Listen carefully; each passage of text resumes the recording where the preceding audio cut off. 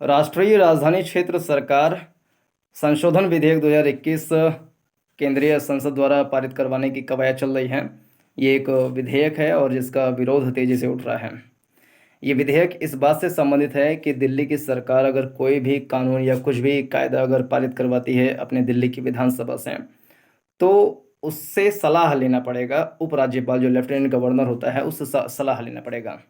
मतलब ये कि एक निर्वाचित सरकार, जैसा आपको पता होगा कि आम आदमी पार्टी की सरकार जो कि दिल्ली में इस समय काबिज है, 70 सीटों में से 70 विधानसभा सीटों में से 62 सीटों पर आम आदमी पार्टी कब्जा है। लेकिन इस नए विधेयक में ये प्रावधान किया गया है, संशोधन विधेयक है, इसमें प्रावधान किया गया है कि कोई भी नियम अगर कानून बनता है तो उपराज्यपाल से सहमति लेनी पड़ेगी, लेफ्टिनेंट से उसका हम कह लें कि सहमति लेना पड़ेगा। आप जानते होंगे कि 59वां जो 69वां संविधान संशोधन हुआ था, उसके तहत एक क्लॉज जोड़ा गया था 239 ए। इसके जरिए दिल्ली को एक विशेष अधिकार मिला था, यानी कि वहाँ पर एक विधानसभा बनाई जाएगी और एक निर्वाचित वहाँ पर सरकार बनेगी, तो बनती भी है। लेकिन 3 साल पहले भारत के सर्वोच्च न्यायालय द्वारा एक निर्णय दिया गया था 2018-2017 में।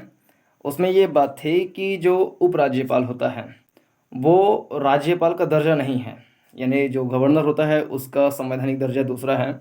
उपराज्यपाल कोई संवैधानिक स्थान नहीं है, संवैधानिक दर्जा नहीं है, वो केंद्र सरकार का एक प्रतिनिधि, एक प्रशासक के रूप में स्टेट में काम करता है।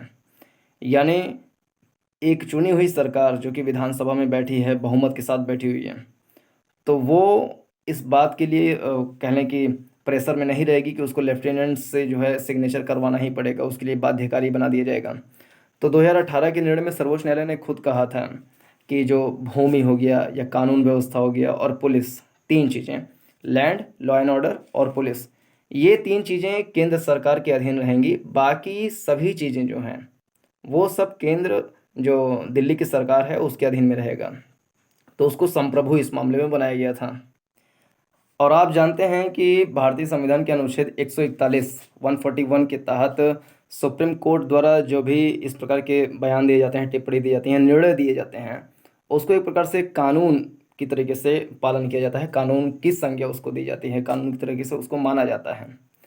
लेकिन एक बात ये भी है कि उसको कानून की तरीके से माना जाता है, इसका मतलब ये नहीं कि वो कानून बन गया है।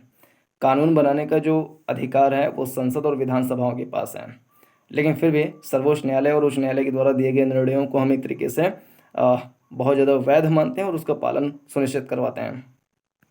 इस नए कानून से 2 आरोप मुख्य रूप से लग रहे हैं केंद्र सरकार के ऊपर। एक तो ये कि केंद्रीयकरण यानी सेंट्रलाइजेशन की बहुत तेज़ी से पॉलिसी बना रही हैं।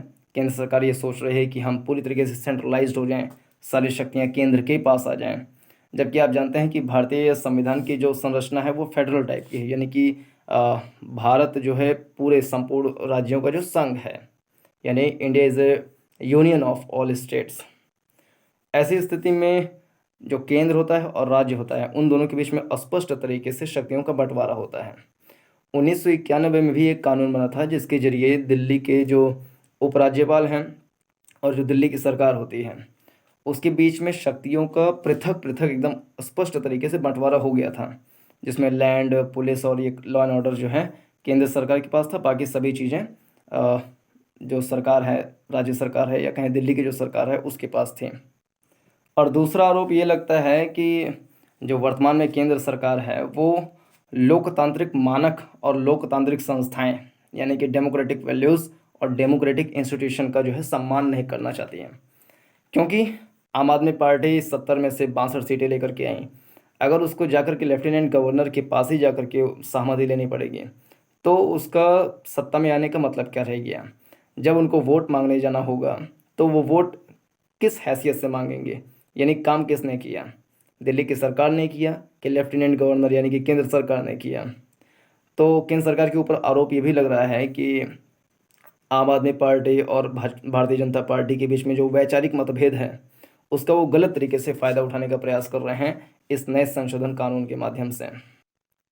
तो इस विषय पर आप अपनी राय दे सकते हैं कि ये कितना उचित है, कितना उचित नहीं है।